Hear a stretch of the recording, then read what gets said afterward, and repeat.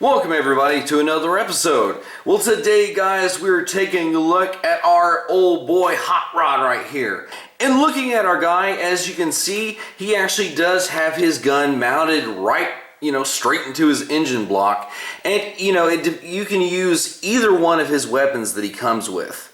However, if you wanted to have him be like a target master, this is good things about like Siege. So you can actually take fire drive, and because this hole right here is just your standard 5mm, you could actually plug fire drive right in there, boom, and now you have it. So I'm not, this even seems more ridiculous than like his normal guns that he comes with, but this is an option for you. Other than that, for a G1 vehicle, he rolls extremely well. The chrome looks great on him. I've always really liked Hot Rod's, vehicle mode. And then as you can see up here, but there's the rub symbol for his Autobot logo. So for just a little bit of scale, here is how he compares with the new Siege Prowl, which ironically, when I put them side by side, they're pretty comparable. But for one more deal, here he is with the old crotchety Cup. And, Cup being a truck, he is a little bit bigger. So it's nice that even though there was many years between all three of these molds, they scale pretty accurately. That's pretty awesome. And so here he is up against Nemesis Hot Rod version of himself. Definitely bigger. It's funny because even though this one's older, it feels like it has just a slight bit more of curve to the vehicle design, whereas this is like chunks and just blocky, So that's basically it for the vehicle mode. So let's move on and show Hot Rod off in his robot mode.